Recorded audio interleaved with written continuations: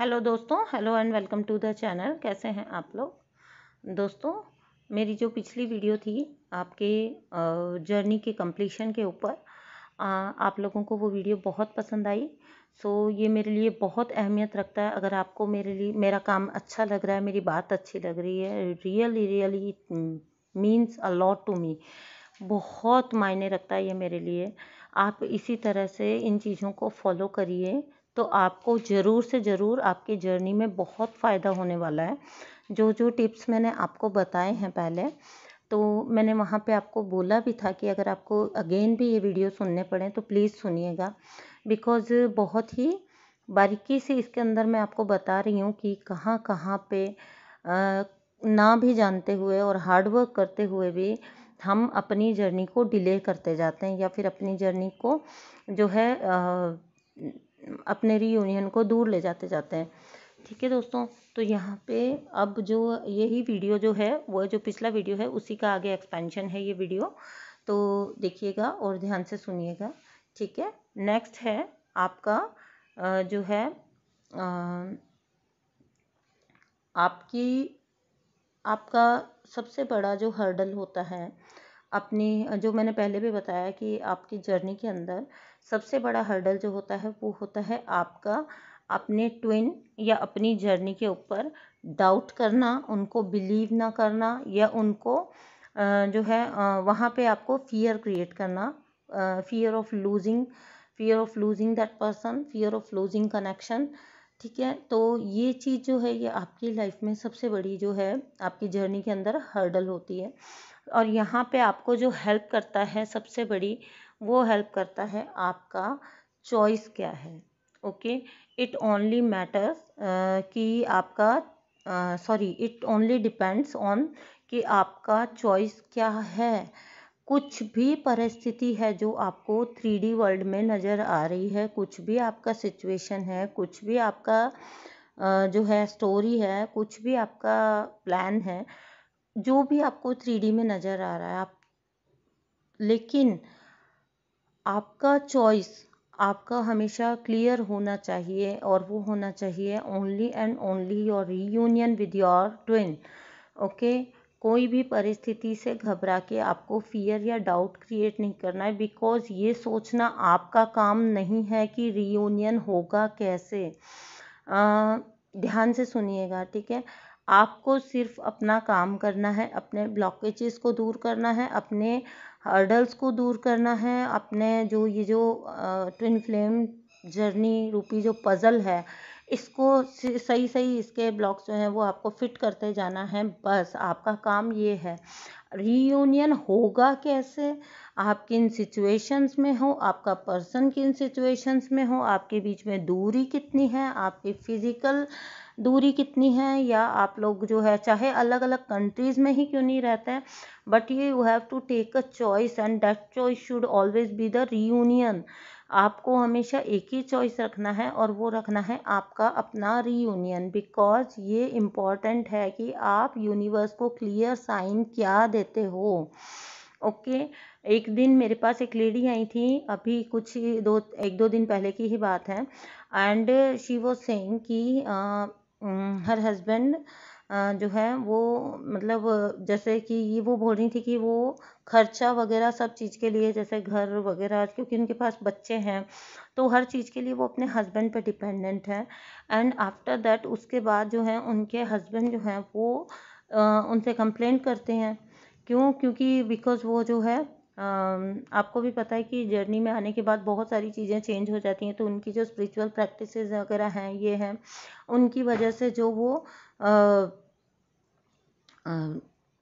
मतलब उन लोगों का रिलेशन जो पहले जैसा नहीं रह पाया, उसकी वजह से उनके हस्बैंड उनको बहुत ज़्यादा शिकायत करते हैं। तो यहाँ पे मैंने उनको समझाया कि because your husband is thinking from the 3D perspective, तो उनको लगता है that you are cheating on him.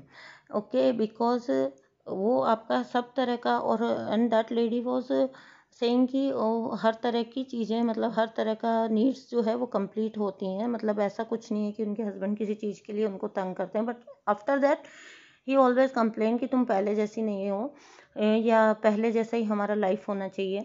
But आपको ये समझना होगा कि that person he is also feeling cheated because क्यों, क्योंकि उनके लिए 3D के जितने भी रिश्ते हैं वो नॉर्मल की परिभाषा में जो रिश्ते आते हैं, ठीक है, जो भी नॉर्मल कपल हम लोग देखते हैं धरती पे, वह सब उनके लिए रिश्ते की परिभाषा होती है। तो हमको उनकी बात का जरा भी बुरा नहीं लगना चाहिए, लेकिन मन में हमें अपना चॉइस क्लियर होना चाहिए कि हम क्या चूज़ करते हैं। ऐसा नहीं कि हम अपने नीड्स के लिए तो किसी और पे डिपेंडेंट हैं और हमको चाहिए कोई और, ठीक है। तो फिर यहाँ पे आपको कोशिश करनी होगी इंडिपेंडेंट बनने की, ओके, सो दैट कोई भी आपकी वजह से अपना दिल ना दुखाए, उनको चीटेड फील ना हो, ओके। तो यहाँ पे आपको इंडिपेंडेंट बनने की कोशिश करना भी बहुत ज़्यादा ज़रूरी है और रीयूनियन का चॉइस लेना भी बहुत ज़्यादा ज़रूरी है। आपका यूनिवर्स को क्लियर साइन जाना चाहिए कि आपको क्या चाहिए, आपकी जर्नी में क्या चाहिए। ऐसा नहीं कि खर्चे वगैरह भरने के लिए तो मुझे हस्बैंड चाहिए, बच्चे संभालने के लिए तो मुझे हस्बैंड के ऊपर डिपेंडेंट होना ही पड़ेगा, और मेरी अपनी लाइफ के लिए तो मुझे हस्बैंड पे डिपेंडेंट होना ही पड़ेगा यूनिवर्स, लेकिन मुझे इधर भी रहना है और इधर भी रहना है। दो नावों के सवार मत बनिए, ठीक है। मैं ये नहीं कह रही हूँ कि कोई भी अपना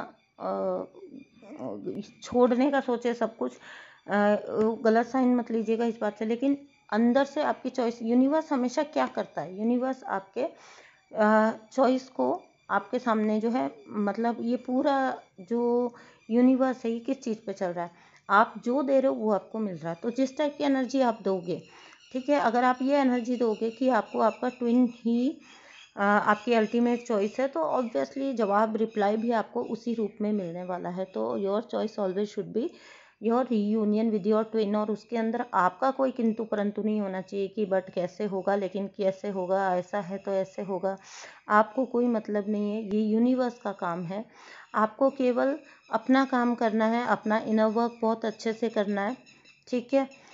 आपको अपना इनर वर्क बहुत अच्छे से करना है और उसको आपको पूरी ईमानदारी के साथ करना है। फिर उसके अंदर आपको कोई वो नहीं होना चाहिए कि 10 दिन तो आप कर रहे हो और 10 दिन आप कह रहे हो कि नहीं कुछ फ़र्क तो पड़ नहीं रहा तो मैं क्या करूँगी करके। नहीं, आपको वो कंसिस्टेंटली अपना इनर वर्क जो है वो करना होगा, ठीक है। तो क्योंकि आप यहाँ पे आप अपनी सोच ये बना लीजिए, कभी भी ये मत बोलिए कि आप इनर वर्क इसलिए कर रहे हो या उसलिए कर रहे हो। नहीं, आप अपना इनर वर्क कर रहे हो अपने आप के लिए। देखिएगा, जब आपकी जर्नी स्टार्ट हुई थी तब का अपना स्वरूप और अभी का अपना स्वरूप देखिए, कितना डिफरेंस आ गया है। कैसे आपके ट्रिगर्स का लेवल देखिए पहले और अब, आपके जो पोक हो जाते थे आप पहले और अब, आपका एंगर का लेवल, आपके ईगो का लेवल देखिएगा और नापिएगा। ये इनर वर्क आप करके किसी के लिए कुछ नहीं कर रहे हो, ये सिर्फ अपने लिए कर रहे हो, ठीक है। अपने लिए जो कुछ भी आप करोगे उसके लिए फिर आपको हमेशा जो है अपनी सोच को इस टाइप से बनाना होगा। ऐसा नहीं है कि आप विंडो खोल के बार बार देख रहे हो कि अब फ़र्क पड़ा कि नहीं पड़ा, अब पर्सन आया कि नहीं आया, मैंने तो इतने दिन का इनर वर्क कर लिया, देन इट डजेंट वर्क, तब ये काम नहीं करता है, ओके। इनर वर्क जब आप अपने लिए समझ के करोगे, अपने ऊपर करोगे, तब वो इनर वर्क आपका जो है इफ़ेक्टिव होता है। इसीलिए लोगों का इनर वर्क इफ़ेक्टिव नहीं होता है। आप क्या करते हैं, 15 दिन, 20 दिन, महीना, 2 महीना इनर वर्क किया, फिर आप विंडो खोल के देखते हो आया कि नहीं आया, नहीं आया, ओ माय गॉड, फिर 10 दिन का आपका लैप्स हो जाता है, छोड़ो क्या करना है, मेरी तो मैं ऐसे ही रहूँगी, मेरी जर्नी ऐसे ही चलेगी, जो कुछ भी नेगेटिव थॉट्स आपके आते हैं, ओके। तो जितने दिन में आपकी पॉजिटिविटी क्रिएट हुई होती है इनर वर्क को कर करके, वो सब यहाँ से आपका वैनिश हो जाता है और आप बिल्कुल लो वाइब्रेशन में वापस चले जाते हो। समझिएगा इस बात को। तो इनर वर्क आप करिए, कंसिस्टेंसी के साथ करिए और अपने आप के लिए करिए, किसी और के लिए मत करिए। बिलीव में किसी और के लिए मत करिए। आपका भला होगा तो सबका भला अपने आप होता चला जाएगा, ठीक है। क्योंकि आप भीतर शांत होंगे ना तो बाहर सब अपने आप, यूं ही नहीं कही जाती है कहावत कि आप भीतर शांत होंगे तो बाहर सब कुछ शांत होता चला जाएगा। ये सच होता है। जब आप अंदर से शांत हैं, आप रिएक्ट ही नहीं कर रहे हैं, ठीक है। आप जो है आपके एंगर, आपके ईगो के लेवल ही बिल्कुल नीचे चले गए हैं, तो कैसे हो सकता है कि बाहर आपका जो है अशांति रहे, बाहर भी शांति हो जाएगी एक बार आपके अंदर शांति हो जाए, ठीक है दोस्तों। तो यहाँ पे ये वाला पॉइंट, ओके। तो यहाँ पे जो है आपको नेक्स्ट पॉइंट है आपका कि आपका जो है नेक्स्ट प्रैक्टिस आपकी होनी चाहिए forgiveness. Okay, forgiveness is most important practice. Forgiveness करने का फ़ायदा ये है, फॉरगिवनेस ये नहीं है कि रोबोटिक तरीके से हम लोग आपको होपोनोपोनो मेडिटेशन बता देते हैं, आप वो करते जाइए, ठीक है, आप वो कर लेंगे। आप वो मान लीजिए कि आपने जो भी आप मेडिटेशन बैठ के कर लिया, जितने भी चैंट्स आप करते हैं कर लिए होपोनोपोनो के, उठ के अगर आपके मन में दिन भर ग्रजेस चल रहे हैं, ओके, दिन भर you are looking at that person और आप सोच रहे हैं कि ये ऐसा क्यों है, ये ऐसा क्यों करते हैं, ये ऐसा मेरे ही साथ क्यों होता है, ये सब चीज़ें अगर आपके अंदर चल रही हैं तो it means it clearly shows की फॉरगिवनेस की कमी है। और केवल जो है मेडिटेशन से कुछ नहीं होने वाला, फॉरगिवनेस को आपको अपनी लाइफ में उतारना होगा। मुझे इसमें हेल्प की थी मेरे साईं बाबा ने।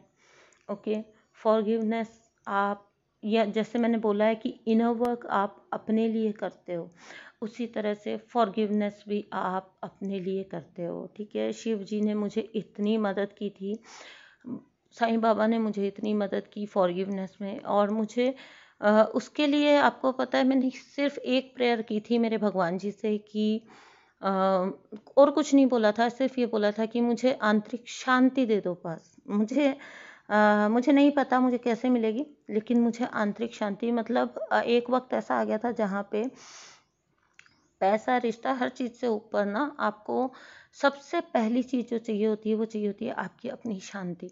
सिर्फ और सिर्फ मैंने ये प्रे किया कि मुझे मेरी शांति चाहिए, मुझे पूरी तरह पूर्णतया शांति चाहिए, और वो पूर्णतया शांति मिली मुझे फॉरगिवनेस प्रैक्टिस करने से। फॉरगिवनेस प्रैक्टिस आपको किस तरह से करनी है, आपको फॉरगिवनेस प्रैक्टिस करते टाइम आपको ज़ीरो थॉट्स पे जाना होगा, ठीक है, सेल्फलेसनेस पे जाना होता है।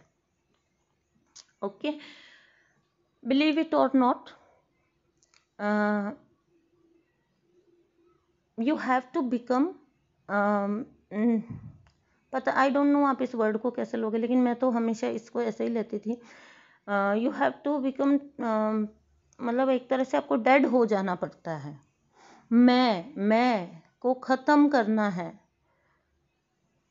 ओके, मैं को ख़त्म करना है, उसके बिना आपका फॉरगिवनेस आ नहीं सकता, आपका फॉरगिवनेस आ नहीं सकता। आपको डायमेंशन को समझना होगा। थर्ड डायमेंशन की चीज़ें आपका ना कुछ बिगाड़ पा रही हैं। देखिए, जो यहाँ पे आपको अगर फॉरगिवनेस प्रैक्टिस करना है तो सबसे पहली चीज़, थर्ड डायमेंशन का कुछ भी आपके साथ नहीं जाएगा।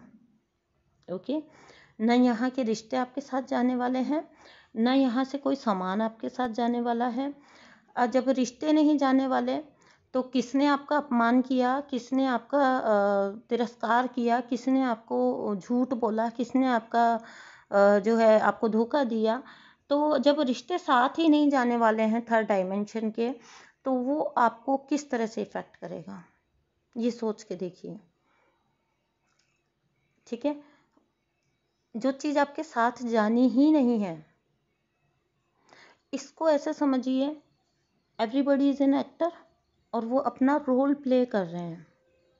हम लोग स्टेज पे जाते हैं, मान लीजिए आप लोग स्टेज पे गए, आप कोई स्कूल कॉलेज में प्ले कर रहे हैं, वहाँ पे भी तो ऐसा होता है ना, सीरियल्स वगैरह होते हैं, समटाइम्स हम बैक स्टेज इन लोगों का देख रहे होते हैं, दिखा रहे होते हैं, तो वही सास जो पर्दे पे इतनी गंदी होती है, इतना मार पीट रही होती है, इतना बुरी तरह से दुख दे रही होती है, बहू के लिए साजिशें कर रही होती है, वही सास पीछे से वो सास बहू बैठ के हंस के बातें कर रही होती हैं, चाय पी रही होती हैं साथ में।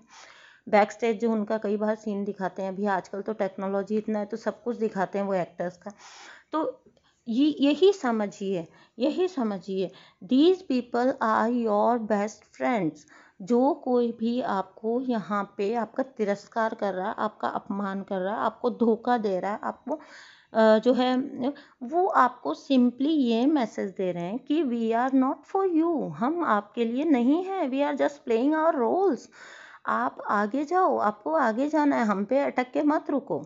ओके, सोच के देखिए कि आपका जब भी आप लोग आते हैं हस्बैंड को कार्मिक बोल के और इतना उसके साथ उसका तिरस्कार करते हैं, तो कभी ये सोच के देखिए कि अगर उसी हस्बैंड ने आपको सर पे बिठा लिया होता, उसी हस्बैंड ने आपको प्यार दिया होता, तो वो हस्बैंड ने आपका तिरस्कार इसलिए किया कि यू हैव समवन, आपका कोई है जो आपका अल्टीमेट लवर है। मैं नहीं हूँ भैया, मैं तुम्हारे साथ सिर्फ कर्मा से बंधा हुआ हूँ। तुम्हें और मुझे कुछ हिसाब किताब पूरे करने हैं, उसके बाद तुम्हें अपने रास्ते जाना है, मुझे अपने रास्ते जाना है। देखिए कार्मिक को भी सबकॉन्शियसली ये बात पता है कि मैं क्यों अटैचमेंट रखूं इस पर्सन से, जब मुझे इस पर्सन से मेरा तो सिर्फ सिंपली जैसे दुकानदार का हिसाब किताब होता है वैसा हिसाब किताब है।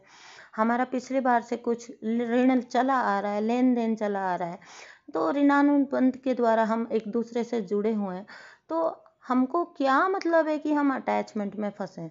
ओके, तो कार्मिक को भी अंदर से इंटरनली ये बात पता है कि उसको आपको बांध के नहीं रखना है, उसको आपको अपने मोहपाश में नहीं रखना है। तो you should be thankful for that ना। जब मैंने इस चीज़ को डीपली समझा था कि ये मेरा ग्रोथ में हेल्प कर रहा है ये पर्सन, तो then only I was able to forgive him for everything, because when I went to everything, जब मैं हर चीज़ पे जाके वापस से डॉट ज्वाइन किए, तो then I came to recognise की तो हर पल मुझे ये बोल रहा है कि मैं तुम्हारे लिए नहीं हूँ, तुम आगे चलो, तुम्हें और आगे जाना है, तुम्हें आगे बढ़ना है, मुझ पे अटक के मत रहो। और जो पर्सन ये बोल रहा है इट मीन्स कि वो अपने आप से आपको छुड़ा के आपको अपने ग्रोथ के रास्ते पे भेज रहा है, तो वो आपका दुश्मन कैसे हो सकता है। तो यहाँ से आपको फॉरगिवनेस को समझना है। ओके, फॉरगिवनेस को एक तो आपको ऐसे समझना है। सेकंड थिंग बता देती हूँ आपको कैसे समझना है फॉरगिवनेस को। फॉरगिवनेस आप में अपने आप आती जाएगी ऑटोमेटिकली। कैसे आएगी आपके अंदर forgiveness? Then you have to understand the rule of acceptance. Okay, acceptance को आपको अपनाना पड़ेगा। एक्सेप्टेंस किस बात की? एक्सेप्टेंस इस बात की कि जो कुछ भी आपके साथ कोई कर रहा है, जो कुछ भी आपको आ रहा है, वो आपका दिया हुआ ही आपको वापस आ रहा है। बोया पेड़ बबूल का तो आम कहाँ से होए, तो कांटा ही मिलेगा ना। कांटा दिया था पिछली बार तो कांटा ही मिलेगा। क्यों आम की उम्मीद कर रहे हो? क्यों आम की उम्मीद कर रहे हो? फॉरगिव कर दो इस पर्सन को। इसको आपने कभी कितना दुख पहुंचाया होगा, तब सोच के देखिए कि आज वो पेन आपको कितना फील हो रहा है, तो आपने कितना पेन पहुंचाया होगा। यही सेम पेन आपने उस पर्सन, माने या मत माने, यही सेम पेन आपने उस पर्सन को दिया है कभी ना कभी, कहीं ना कहीं। ये वो अपना कर्जा चुका रहे हैं। ठीक है, क्यों ऐसा होता है कि अ, अ, अभी कुछ दिन पहले की बात है कि सब्जी ली थी और उसका जो बैग होता है सब्जी का, जो प्लास्टिक बैग होता है, ठीक है, वो हमने जस्ट उठाया और वो बैग क्योंकि ऊपर गांठ नहीं लगाई हुई थी तो वो गिर गया और उसमें से करेले टमाटर वगैरह मतलब जो सब्जियां थी वो हरी मिर्च वगैरह वो बाहर गिर गई। ठीक है, कुछ प्रपोर्शन उस सब्जी का बाहर गिर गया रोड के ऊपर। ओके, तो हमने बस जो वो बैग के अंदर चीज़ें रह गई थी वो मैंने उठाई और अपना चल पड़ी। तो मेरे साथ जो फैमिली मेम्बर थे उन्होंने बोला कि गांठ क्यों नहीं लगाई थी, तो कितनी सब्जी फैल गई। ठीक है, तो मतलब जब वो सब्जी गिरी थी तब भी मुझे बुरा नहीं लगा, और जितना बच गया उतना मैंने उठाया और मैं चल पड़ी, है ना। कुछ भी मतलब कुछ आया ही नहीं उस फैली हुई सब्जी के लिए मन में। तो देन जब उन्होंने कंप्लेन किया कि इसको गांठ लगाना चाहिए था, ये फैल गया, और मेरे अंदर ये चल रहा था कि जो फैल गया वो मेरा था ही नहीं। ओके, वो मैं यही सोचूंगी कि गाय के मुंह में जाना था, तो जो फैल गया वो मेरा था ही नहीं, तो उसके लिए दुख क्यों करूं?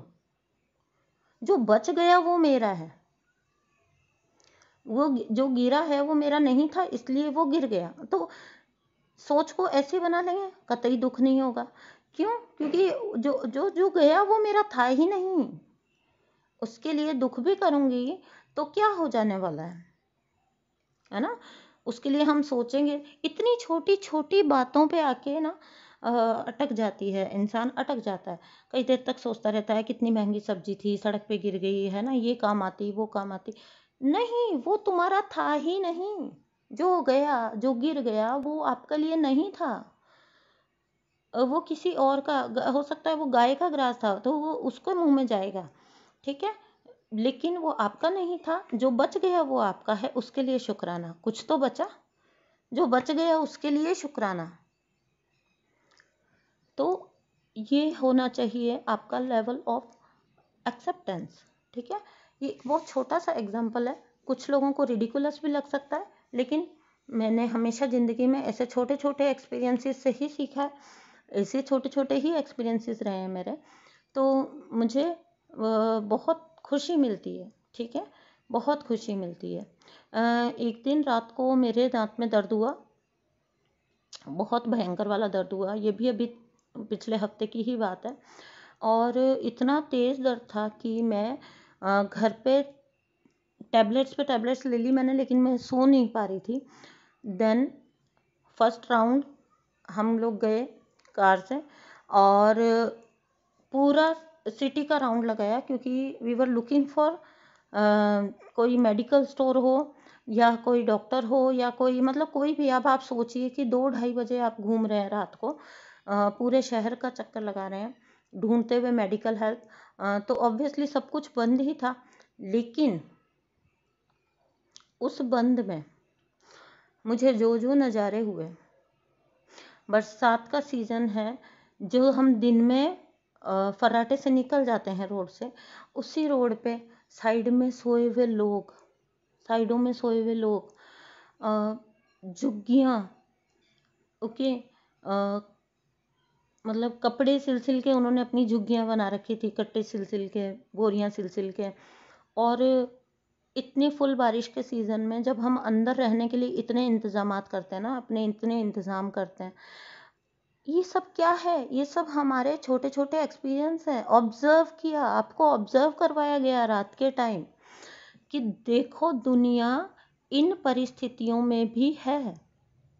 हम जो शिकायत करते हैं कि हमारे पास ये नहीं है या वो नहीं है, या हम इस हाल में हैं या उस हाल में हैं, हमेशा कभी अपने से नीचे वाले को देख लेना, कभी फुटपाथ पे सोने वाले को देख लेना, ओके।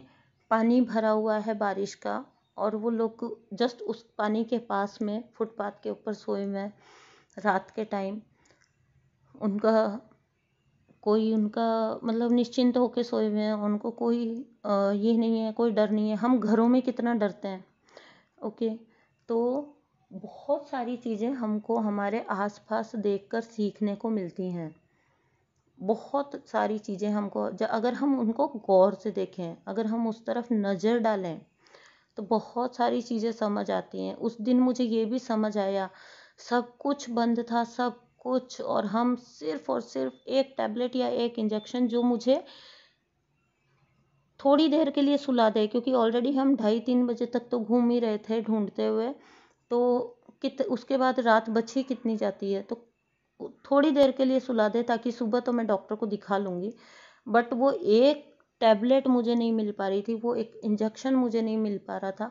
और इसने मुझे ये सिखाया, नो डाउट आपके पास पैसा है, वो पैसा क्या काम का अगर वो आपको 2-3 घंटे की नींद नहीं। मैं नींद से निढाल थी, मेरी इतनी बुरी हालत हुई थी, 3 बजे 3:30 बजे तक मुझे नींद नहीं आ रही थी, और मेरे पास वो टैबलेट नहीं थी या वो इंजेक्शन नहीं था जो मुझे कुछ घंटों की नींद दे दे। मेरी बॉडी बिल्कुल एकदम थक के चूर हो चुकी थी।